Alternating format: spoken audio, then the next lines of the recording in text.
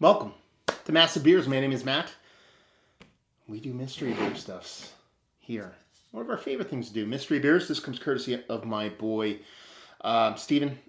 He sends off beers to a bunch of beer tubers, and he is very, very into the mystery beers. We're going to see what this sucker is. Now, full disclosure, this is old beer. I can tell you that from the get. Not sure if you can make out. Actually, the sun might be helping me there. You can see that Merc ring on there? This thing right here, that'd be old beer. So I'm thinking this is high ABV stuff. This is my first beer of the Sunday. So hopefully this doesn't destroy me. Zero hits whatsoever on this thing. Oh. And you also get the help from the blistered looking cap there. And you know for sure, faux show, that it is old beer. So, yeah. Hopefully the audio's okay. Hopefully everything is okay. Still working in here, getting stuff done. Making a lot of headway, actually. There is zero carb to this beer. There's a little carb to this beer. But we have some sweet Fire Up Savings 99 cents wrapping. I can dig it. Like I said, getting stuff done in here.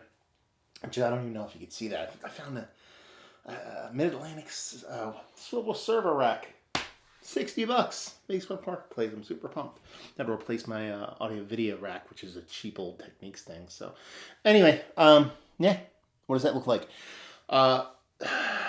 Barley wine, old ale, Doppelbock, wee heavy maybe. It has that kind of iced tea kind of look to it. Bring it in the sun so you guys can get a better view. And it just looks the part of an old caramel level beer. Like I said, there's some carbonation to it, no hiss on it, but that sweet, fantastical Merc ring you can see right there is in full effect. Let's see if we can get a nose. Yeah. There is oxidation here, but not in a negative way. Soft little oxidation, nothing too crazy, way less than I thought it would be, especially considering this beer is probably several years old. There's that rich kind of baked, toasty caramel to it. Yeah. I don't think it's ultra high ABV. At least AS stuff in the nose. I think we're flirting right around single into double digits. So you're 8, 9, 10% of what I would call right now maybe it's like an English old ale. Like an old ale / maybe wee heavy, non-peated kind of wee heavy. Sweet caramel maltiness. It's been elevated from time. A little bit of soft little apple to it, but nothing too crazy. More of that kind of aged oxidative kind of thing. I kind of dig it. Let's dive in. Cheers, y'all.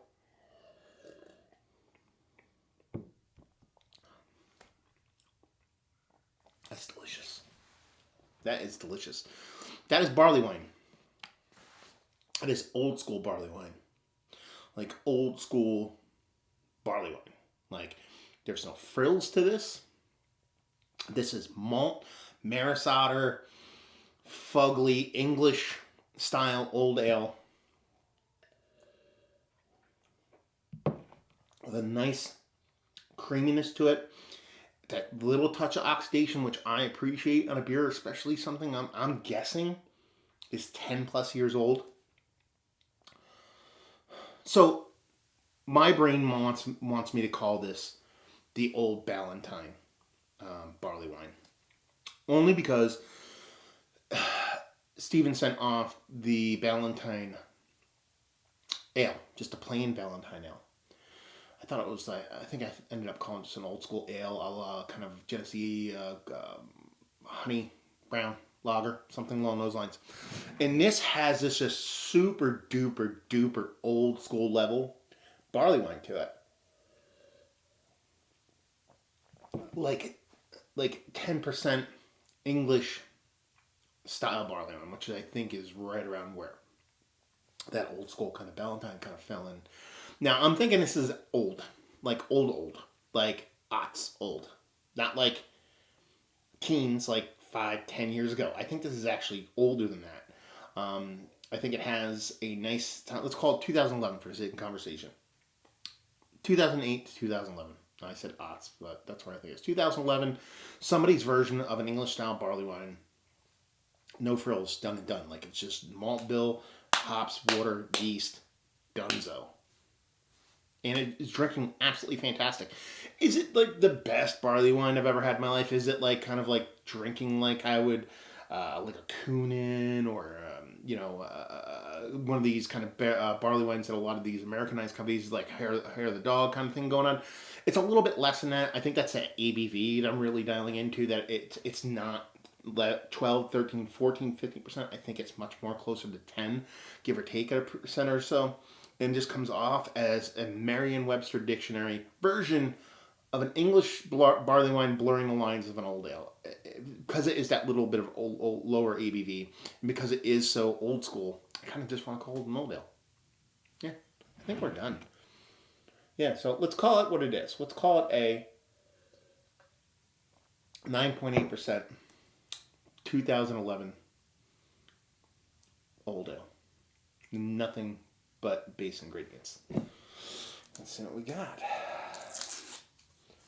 Oh, holy shit. This is Belgian beer. Man, that is super cool. 2012, I was a year off. It's Pierre Jacques. It's an 8% alcohol by volume. It says develops in a bottle up to 5 years, but I think it's drinking absolutely fantastic. They say Belgian style ale. This is like a Belgian, I think they would classify this maybe as a Belgian double. Really doesn't kind of make sense. I don't really get a big Belgian yeast on it. It might have kind of died off on that. That sweet, rich maltiness. That could be a little bit of Belgian candied sugar at play. But this is an absolutely fantastic beer right now. I think, when was the last time I had one of these? God, did I review a really old one of these, but not this old? 2012, but it was a black label. I don't know if that's Pierre Jacques. I always want to go Jacques, even though it should be Jacques, right? This is fantastic. So it's 8%, like I said. So I was a bit off on the percentage, 1.8% off on the percentage. Almost nailed the year. We went 2011 on this.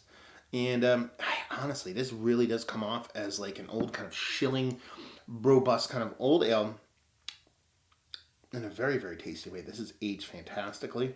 And honestly, one of the better aged beers that I've had as of late. Very cool mystery beer, Stephen. Very, very cool. Really appreciative you shooting this one off and sharing it with me, because you know how much I geek out over these old beers, and especially when they're done in a mystery beer. This kind of makes me all kinds of giddy and happy, and I appreciate it, brother. So, yeah, didn't win that mystery beer. Didn't lose it, I don't think.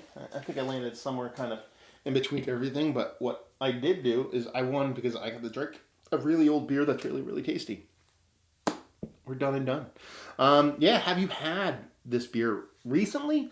Have you had it aged this old ever, but more recently, and what were your thoughts about it?